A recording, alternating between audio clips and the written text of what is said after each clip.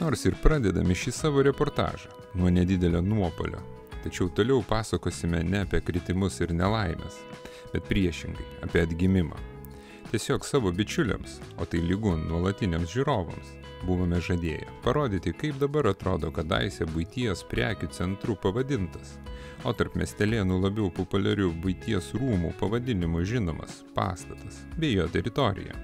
Ir žinoma, šiek tiek pasigilinti į planus, kurie turi pakeisti šio apleisto beveik 38 000 kvadratinių metrų plotą užimančio pastato likimą. Tad prisimename senus pažadus ir pradedame nuo trumpos retrospektyvos.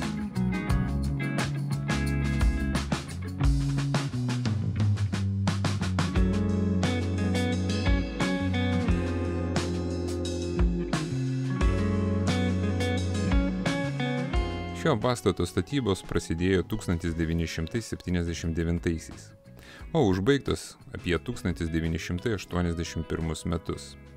Jis buvo vystytas pagal architekto Eugenijaus Arkušausko projektą. Iš pradžių čia veikė tarybinis universalus paslaugų centras su pobūvių salė. Uostamiesčio gyventojai čia galėjo apsipirkti, organizuoti renginius, buvo teikiamos įvairios buitinės paslaugos. Centras turėjo virtuvę, prekybos taškus, aptarnavimo kabinetus ir bendrą salę. Tačiau 20 amžiaus pabaigoje šio objekto paslaugų veikla sumažėjo. Čia vis dar veikia siuvimo paslaugų įmonės, buvo parduodama ir remontuojama buitinė, sodo technika, dirbo knygynas. O iš praėjusio dešimtmečio dar galima prisiminti ir čia įsikūrusi naktinį klubą pavadinimu Plius Minus. Tačiau kaip ir Klaipėdos naktinis gyvenimas, taip ir šio pastato likimas palaipsniui žengė į nebūtį. Pastatas ir jo teritorija vis dažniau buvo kritikuojama dėl netvarkos.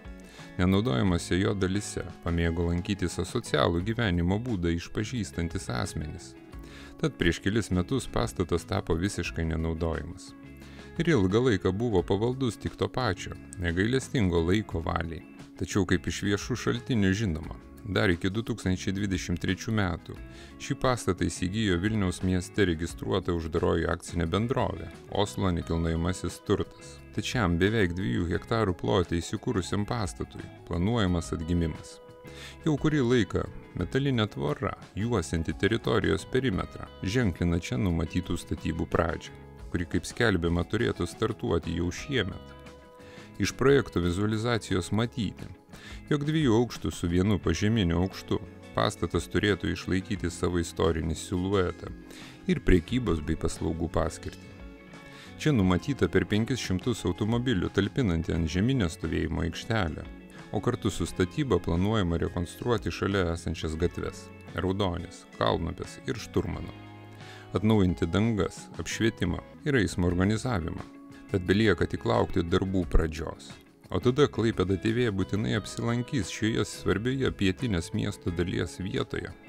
Tačiau jūsų kaip visada prašome nieko nelaukti ir paspausti patiktuką po šiuo video.